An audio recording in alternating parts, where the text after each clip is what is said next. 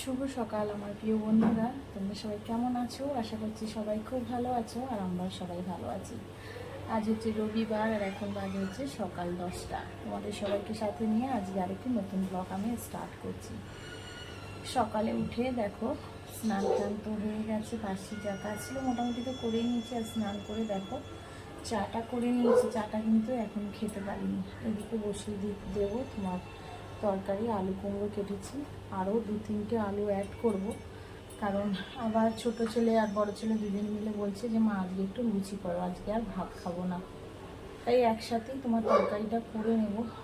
আর এই গরমের মধ্যে সত্যিকারে কি তোমার আলাদা আলাদা তরকারি রুটি, এদিকে তো তোমাদের দাদাভাইকে রুটি হবে আবার লুচি, মানে ভীষণ কষ্টকর। মানে আলাদা আলাদা করে এক একজনের এক এক রকম করে খাবার তৈরি করা সত্যিই খুব কষ্টকর।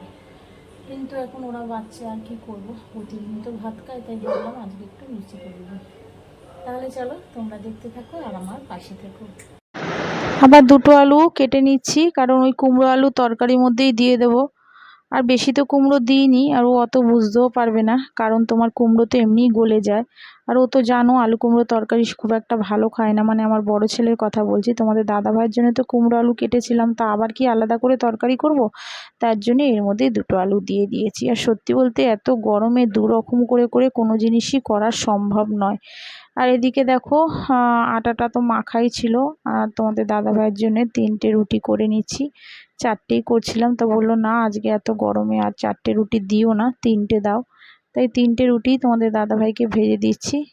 দেখো রেডি করে দিলাম, এখনই বেরিয়ে যাবে। আর একটা ডিম সিদ্ধ দিয়ে দিয়েছি, আর এদিকে তরকারি আর রুটিটা তোমাদের দাদাভাইকে দেওয়ার পরেই আবার এদিকে ময়দা আর আটা মিশিয়ে আবার মেখে নিয়েছিলাম লুচির মানে আটাটা। তাই এবার দেখো লুচিগুলি দেখো কি সুন্দর ফুলকো ফুলকো লাল লাল হচ্ছে, কারণ বড় ছেলে বলেছিল মা একটু লাল লাল করে লুচি ভাজবে। আর ওরা তোমাদের বলেছি যে ওরা একটু লাল লাল লুচি আর একটু ফোলা ফোলা লুচি খেতে ভালোবাসে। তাই সেরকমভাবেই করছি, আর একটু বেশি করেই করেছিলাম যাতে আমরাও একটু খেতে পারি। আর দিয়েছিলাম কটা আমার মাকে, কারণ আমার মা তোমাদের জানিয়েছিলাম যে একদমই সামনে থাকে আমার বাড়ির। তাই কিছু করলে না তোমার আমার মাকে না দিলে একটু আমার ভালো লাগে না, তাই একটু মাকেও কটা পাঠিয়েছিলাম, কারণ মা তো সেই একার জন্যে নিজের জন্য কিছুই করবে না। আর বাবাও সেরকম খুব একটা যে লুচি টুচি ভালো খায় তা না। তার জন্য আমি যখনই করি তখনই মাকে পাঠাই। আর ননদ তো অনেকটাই দূর হয়ে গেছে, আগে আগে জানো তো ননদকেও পাঠাতাম, কিন্তু ননদ এখন অনেকটাই দূরে চলে গেছে, যার জন্য ওকে আর এখন পাঠানো যায় না। আর এদিকে তোমার দিয়ে দিলাম, বড় ছেলের খিদে পেয়ে গেছিলো, ছোট ছেলের আন্টি পড়াচ্ছে, তাই ভাবলাম আগে বড় ছেলেকে দিয়ে দিই, আর ও পড়া হয়ে যাবে তাড়াতাড়ি, কারণ আন্টি অনেকটাই তাড়াতাড়ি এসছে। ভাবলাম ও পড়ে নিক তারপরে ওকে দেব। আর বড় ছেলেকে দেখো দিয়ে দিচ্ছি। ওদেরকে খেতে টেতে দিয়ে তারপরে আবার আমরাও একটু খেয়ে নিয়েছিলাম। আমি লুচি খেয়েছিলাম, আর শাশুড়িকে বললাম, শাশুড়ি বললো না আমি লুচি খাবো না। শাশুড়ি আবার আম দিয়ে মুড়ি খেয়ে নিয়েছিল। শাশুড়ি খুব একটা তেলের জিনিস বা লুচি পরোটা খুব একটা ভালোবাসে না, তাই আর শাশুড়ি খায়নি। আমি খেয়ে টেয়ে দেখো আবার চলে এসেছি ঘরে। এদিকে আগের দিনকে তো তোমার বেড সিটটা পাল্টেছিলাম, মানে চাদরটা তোমার পাল্টে নিয়েছিলাম, অন্য চাদর পেতেছিলাম। আর বালিশের ওষারগুলি যেন চেঞ্জ করব আর করিনি, কারণ কালকে খুব তাড়াহুড়া করেই কাজ করেছিলাম। আর তাই আজকে আবার সব বালিশের ওষারগুলি দেখো চেঞ্জ করে নিচ্ছি।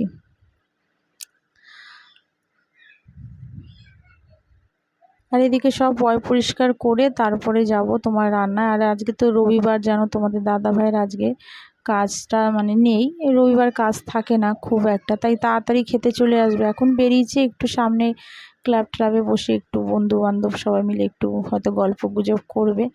তাই এবার এখন তো ঘরে নেই, কিন্তু ঠিক টাইমে ঠিক 2-2:30টার মধ্যে চলে আসবে, তাই ভাবলাম তাড়াতাড়ি করে আবার রান্নাটাও শেষ করতে হবে, কারণ অন্যান্য দিন একটু দেরিতে আসে, হয়তো 3টের মতন এরকম বেজে যায়, ততক্ষণে আমার সব কিছু হয়ে যায়। কিন্তু আজকে আরও তাড়াতাড়ি রান্না করতে হবে, কারণ চলে আসলে তো তোমার আবার খাবার রেডিটা যদি না হয়, রান্নাবান্না রেডি না হয়, তাহলে তো আবার অসুবিধা।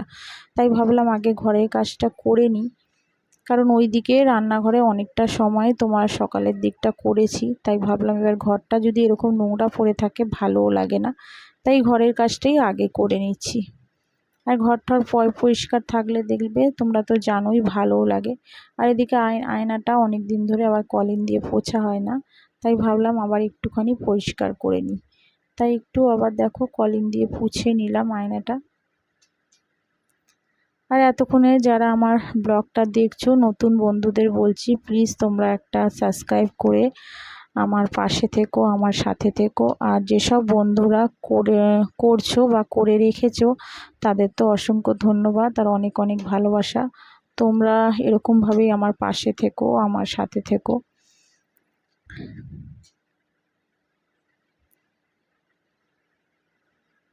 আর এগুলি দেখো ভালো করে এবার জামা কাপড়গুলো একটু গুছিয়ে নেব, কারণ অনেক জামা কাপড় দেখো এনে চেয়ারের উপর রেখেছিলাম সকালবেলা, তা সেগুলিও গোছাতে পারিনি। ওদের ওখানে যাই হোক টিফিনটা রেডি করতে একটু দেরি হয়ে গেছিলো, তাই ভাবছি এগুলো এখন করে নেব, কারণ এগুলি ফেলে রাখলেই আবার তোমার দেরি হয়ে যাবে। কারণ রান্নাতে ওখানে রান্না করব, আবারও কিছু কাঁচা ধোয়া আছে, করতে করতে অনেকটাই দেরি হয়ে যাবে, তাই এগুলি আবার পড়েই থাকবে। হয়তো এই টাইমটা সময় না পেলে আবার হয়তো সন্ধ্যার পরে করতে হয়, তাই ভাবলাম দরকার নেই, এখনই করে নিই।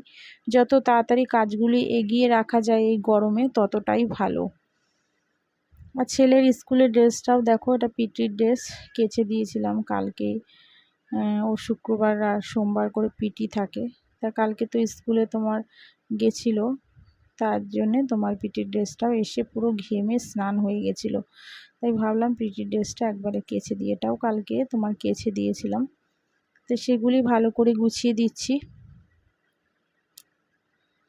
আর সকাল থেকে উঠেই তো তোমার কাজের চাপ, আর যতক্ষণ না পর্যন্ত একটু বসবো ততক্ষণ তোমার কাজের চাপ, মানে কাজ থাকবেই।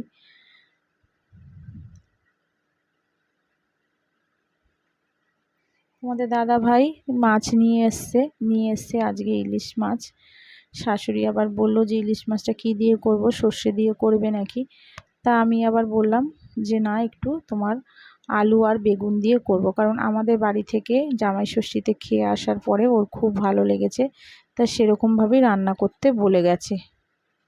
আর এদিকে দেখো মাছগুলি একদম মানে বেশি ভাজিনি, একদম একটু করে মানে তেলে দিয়েছি আর তুলে নিয়েছি।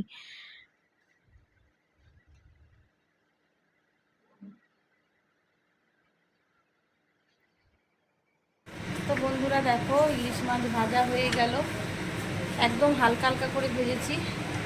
আর হচ্ছে তোমার শাশুড়ি দেখো কেটে দিয়েছে বেগুন, আর করবো হচ্ছে কুমড়ো আর বেগুন দিয়ে আজকে করব পাতলা করে।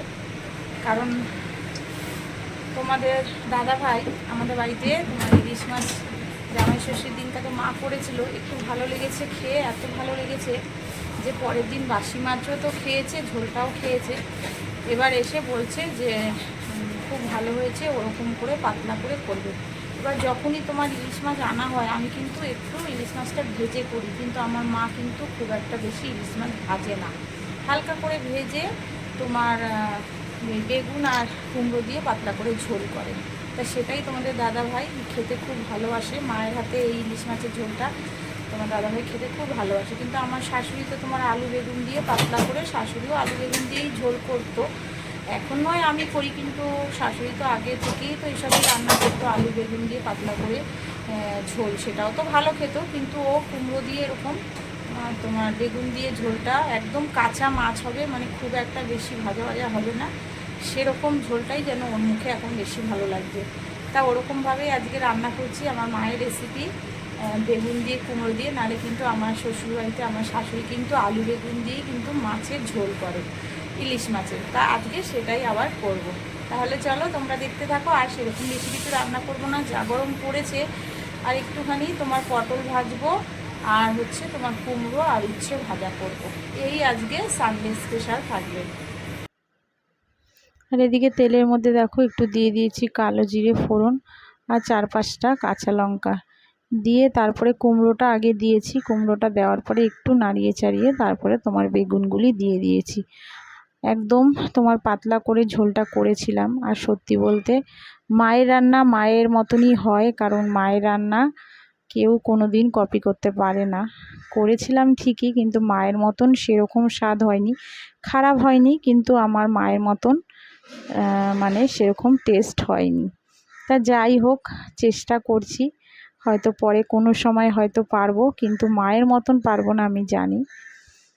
দেখো একটুখানি নাড়িয়ে চাড়িয়ে এবারে তোমার বেগুনগুলি দিয়ে দেবো, দিয়ে একদম নুন হলুদ আর তোমার একটু জিরের গুঁড়ো হালকা দিয়েছিলাম। এইভাবেই তোমার পাতলা করে ঝোলটা করেছিলাম ইলিশ মাছের।